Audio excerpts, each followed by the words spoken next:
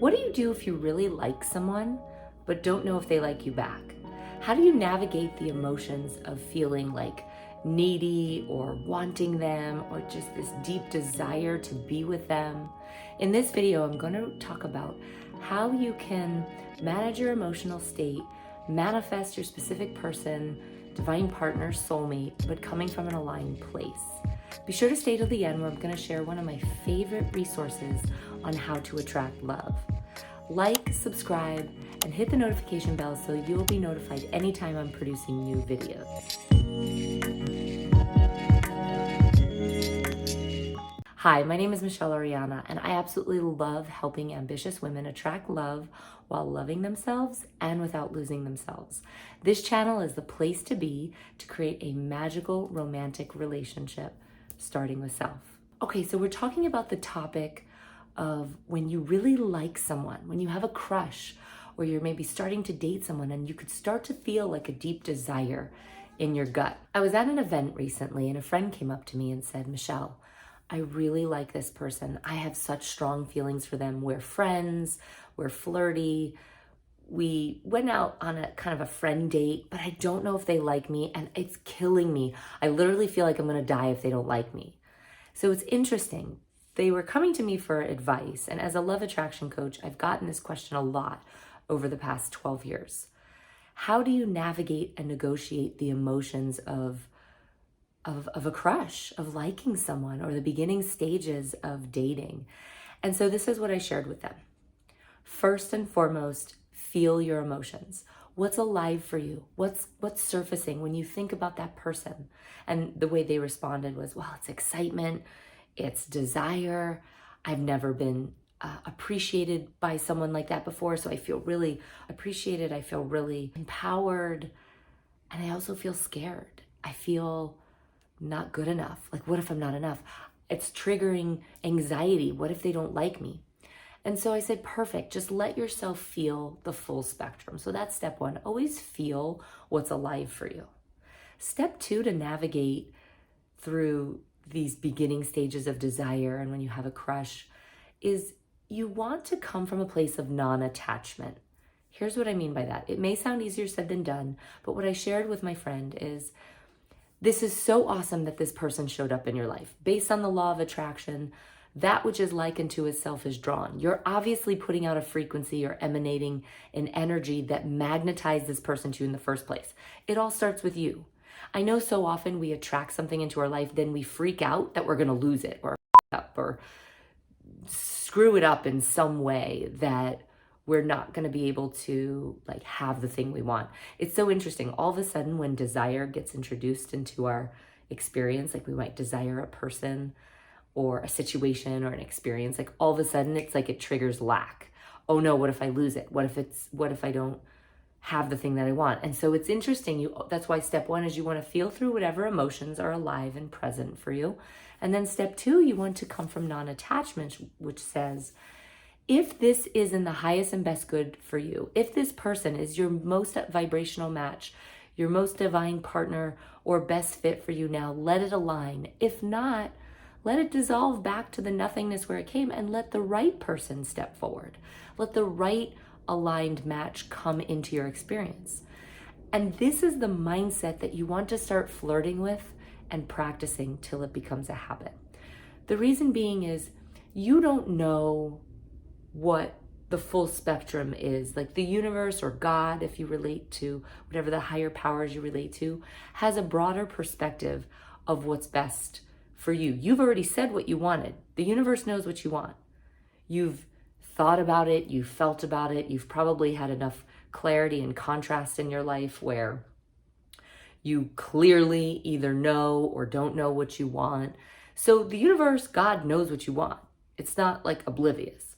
So the point is, when someone shows up in your life and now you start to feel these amazing emotions, what you can do is just ride the wave of those emotions. Feel them.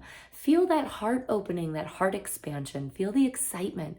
Feel the giddiness, the turn on, the pleasure of just liking someone and the potential of being liked back with no expectation or attachment to that it has to be that person.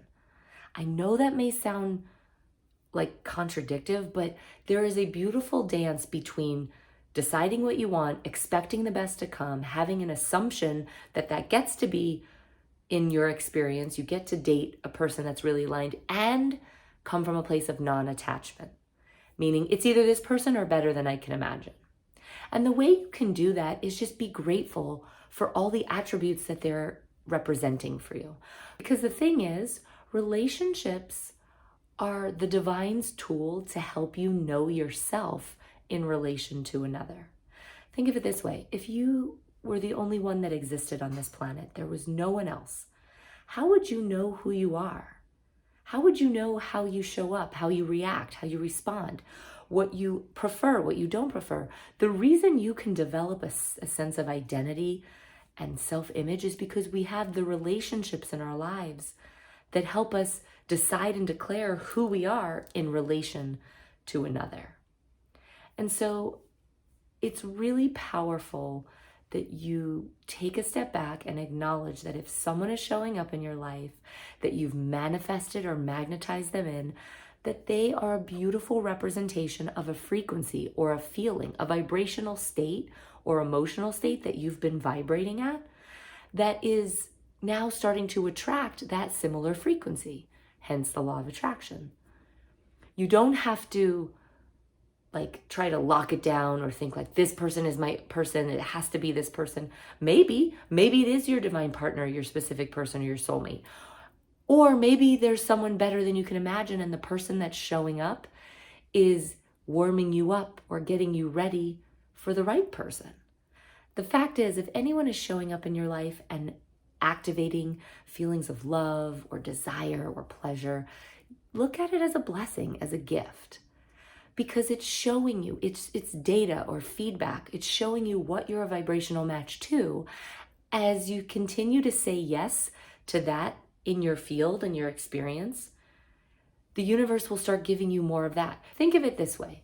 Many of you who have ever listened to Pandora is a playlist that you can start to curate because it gives you examples or it gives you suggestions and recommendations of artists that you said you wanted to listen to. So maybe you say you want to listen to a specific artist. Well, that song will play by them, but then you'll get recommendations and suggestions of next songs that you can either give a thumbs up or a thumbs down, saying, yes, actually what you're doing is you're curating this playlist to your own preference and taste by saying yes to what you want.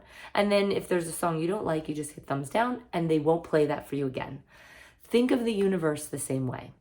When the universe shows you a person or a situation that it is serving up to you or recommending to you, you can say yes. The way you opt in or include something into your experience is by focusing on it.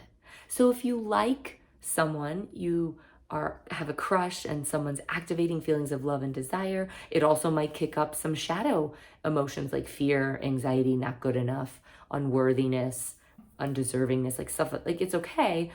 But when people show up and you like them, it's like giving it a thumbs up. And the way you give it a thumbs up is focusing on what you appreciate about them. If you don't like someone's behavior, don't put a lot of focus on it. Just be like, nope, no, thank you. I'm unavailable for that. Thumbs down. I'm going to focus on what I do want. So the same thing goes when you have a crush. I know it can feel really freaking scary. I know it can feel like your world will end if this person doesn't love you or that you'll never feel this way again. But the fact of the matter is this person is just there because you're the one that created it. You go first. If you want to attract the one, be the one. And as you start to raise your frequency, practicing more self-love, saying yes to more of your desires, living a soul-led life, living in self-leadership, you will start to attract people magnetized to your energy. So in reality, if you attracted one person, if they're not a good fit for you, you're going to attract someone just as amazing, if not better. And I'm not saying this as a cop-out of people are disposable. The fact is you want to come from non-attachment because it allows the energy to flow cleaner. I'm a big advocate of come from clean energy. Clean energy means you're not trying to control the outcome. You're not trying to make it be something force it, trying to force a round peg in a square hole, right? Or a square peg in a round hole. Like you're just saying yes to it. Thumbs up. I love how this person is showing up for me. This is amazing. I'm excited. I got butterflies. I've got all the feels. I love flirting with them. I love thinking about them. Thank you, God, universe. It's either this person that could potentially be my beloved or better than I can imagine. I'm open to receiving. So hopefully that gives you some mindset work to play with, to incorporate as you start to have more crushes, or you start to, if you find someone that you really love, so that you don't have such a tight grip on it, because people can feel energy. And so if you come from a needy space or a taking space or a, oh my God, my world will crumble without you, like people are going to feel that unconsciously. And really it's an unattractive quality. And when I say unattractive, meaning it's not magnetic, it actually repels people. So there is a dance. There's a dance of you honoring how you feel and what's alive for you, while also coming from a place of excitement, eagerness, positive expectation, and also non-attachment. So comment below. Where have you ever had a crush, or where you felt like your breath was taken away, or that your world would end if they didn't love you? Like, have you ever experienced that? And how did it turn out? I'd love to know. Leave a comment below.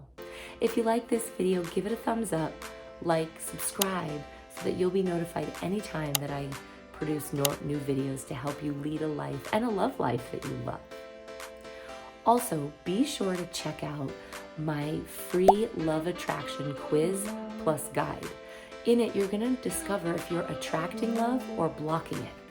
Once you take the quiz, you can go through and see the 15 sabotaging beliefs that block women from love and how to clear them so that you can create the relationship of your dreams. Thanks so much for watching. I'll talk to you next time.